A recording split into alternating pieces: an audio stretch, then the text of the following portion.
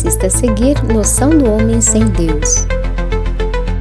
Olá, queridos, graça e paz. Vamos então ao nosso último vídeo, Vamos ao nosso vídeo na presença do Senhor. Vamos à nossa leitura de Deuteronômio. Estamos no capítulo 28 e agora estamos lendo a partir do verso 59. Diz assim, o Senhor tornará terríveis as tuas pragas, as pragas das tuas descendências, grandes e duradouras pragas, doenças cruéis e persistentes.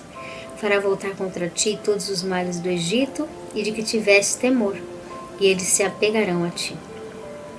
O Senhor também fará vir sobre ti toda a enfermidade e toda a praga que não está escrita no livro desta lei, até que sejas destruído. Ficareis poucos em número, vós que eres como as estrelas dos céus em multidão, porque não destes ouvidos à voz do Senhor teu Deus. Assim como o Senhor se deleitava em vós, em fazer-vos bem e multiplicar-vos, assim o Senhor se deleitará em destruir-vos e consumir-vos. Sereis desarraigados da terra a qual passais a possuir. O Senhor vos espalhará entre todos os povos, de uma até outra extremidade da terra, e ali servireis a outros deuses que não conhecesses, nem vós, nem vossos pais, ídolos de madeira e de pedra. Nem ainda no meio dessas nações achará repouso, nem a planta do teu pé descansará. Pois ali o Senhor te dará tremor de coração, desfalecimento de olhos e desmaio de alma. A tua vida estará suspensa como por um fio diante de ti, e viverás sobressaltado de noite e de dia, e não acreditarás na tua própria vida.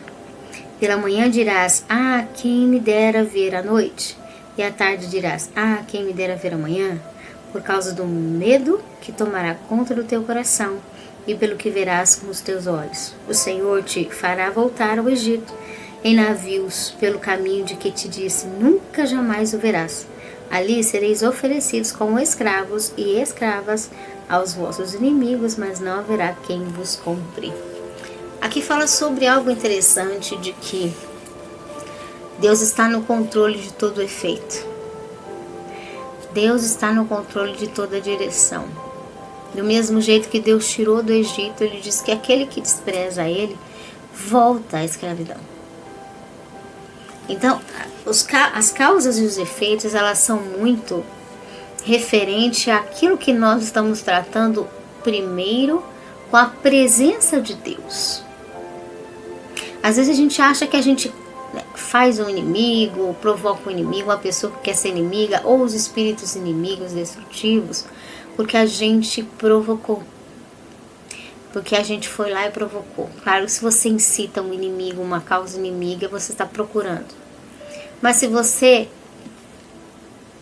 espiritualmente está vivendo diante de Deus, a verdadeira causa de vir os inimigos não são as pessoas.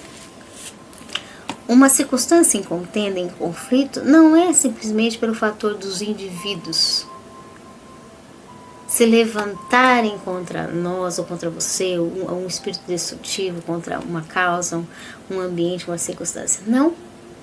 Antes de qualquer coisa que se levante contra o servo de Deus, é muito relativo àquilo que nós lembramos da presença de Deus. Aquilo que nós consideramos a presença de Deus conosco.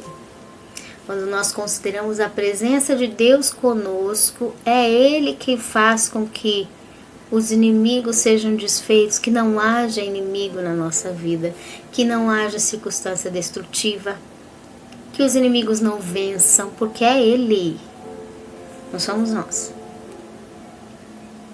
Então, antes de qualquer, porque o ser humano comum, ele pensa, eu provoquei um inimigo, eu fui lá e, o ser humano se irritou. E o ser humano comum pensa que cria um inimigo.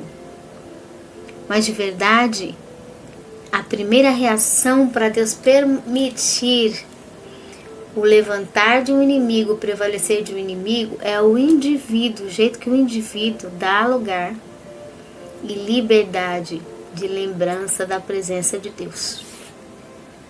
Por isso que em alguns capítulos anteriores nós lemos quando Deus diz, cuida do teu arraial, o jeito que vocês cuidam de tudo que vocês fazem, incluso até da forma que vocês conduzem o corpo de vocês. Cuida bem do arraial, porque eu estou vendo vocês, o cuidado de vocês com as coisas. E o jeito que vocês refletem a mim, na minha presença, a vida de vocês, vai definir o que eu vou fazer com os inimigos.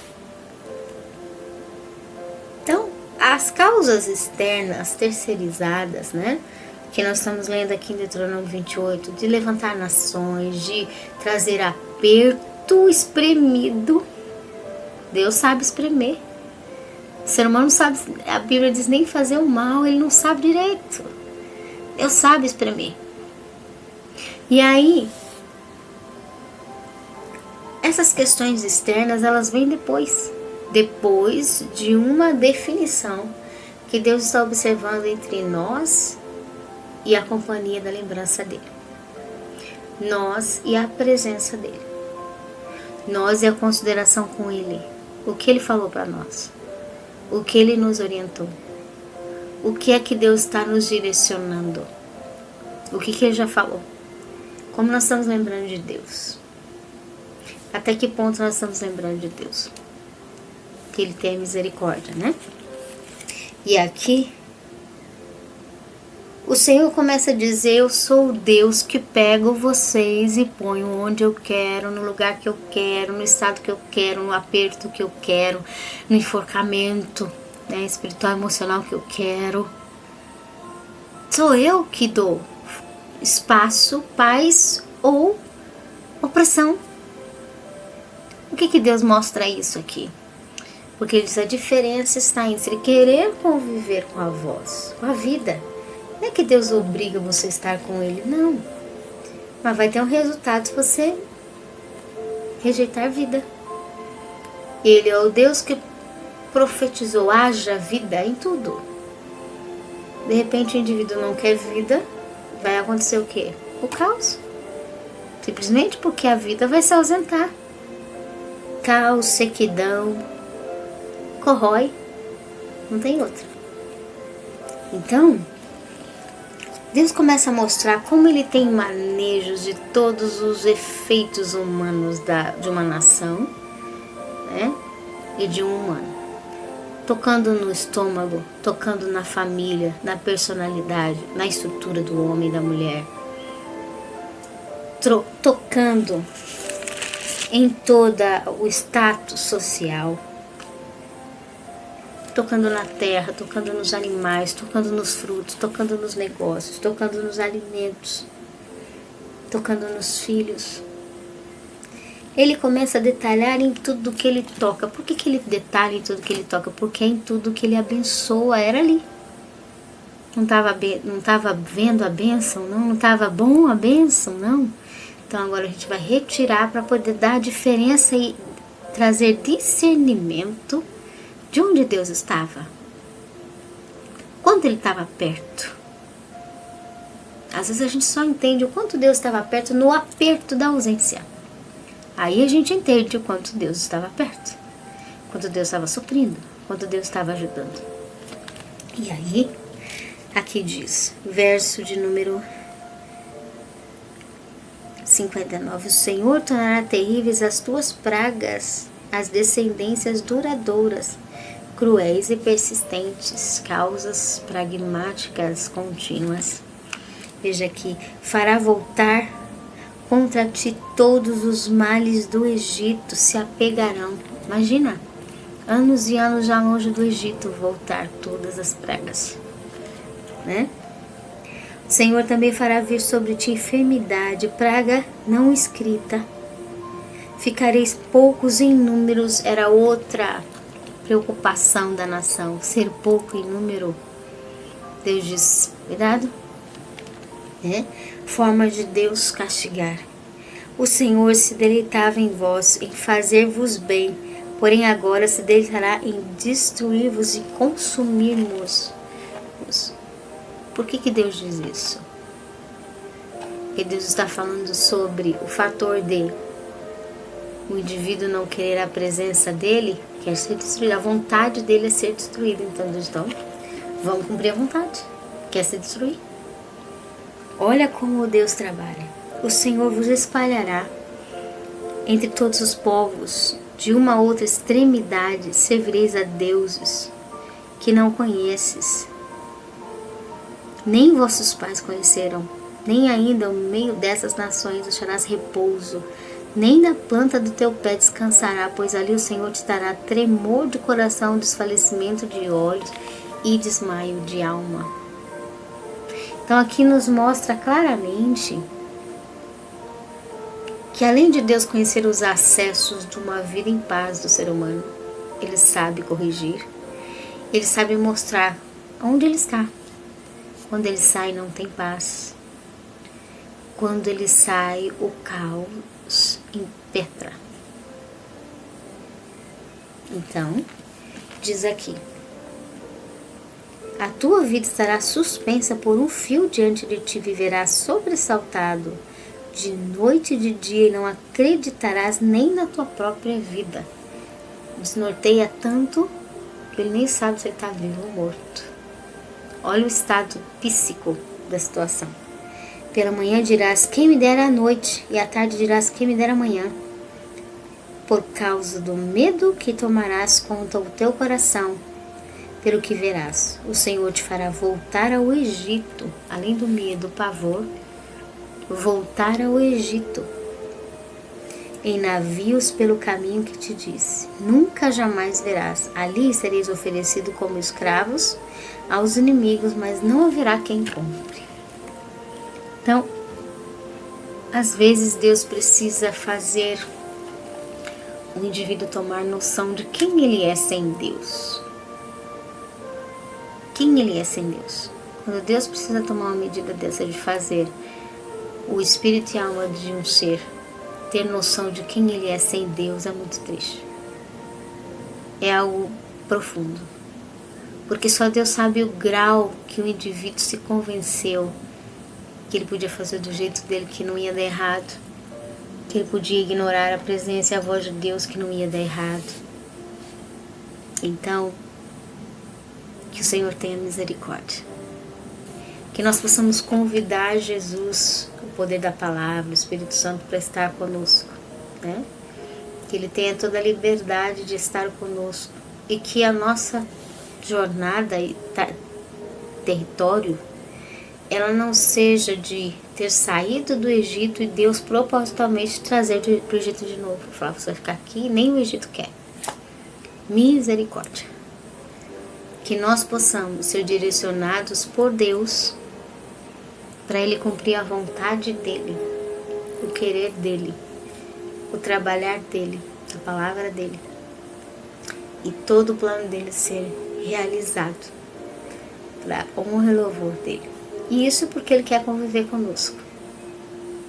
Ele quer conviver conosco. Então, nós concluímos aqui o capítulo 28, vendo que até os detalhes das provas, dos apertos, mostram proximidade de Deus.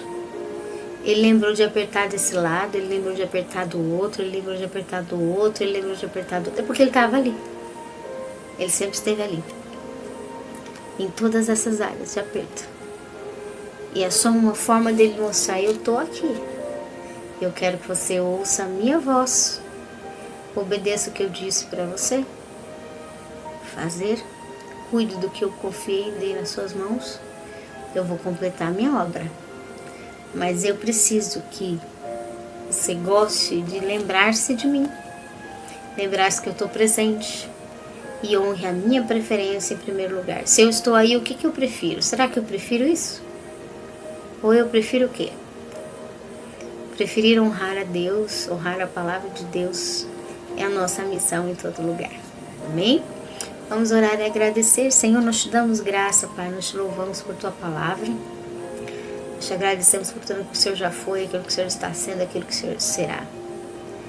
A palavra diz que o Senhor é terrível, o Senhor é grande, faz estremecer os montes. Quanto mais um corpo físico, a nossa estrutura, ela estremece.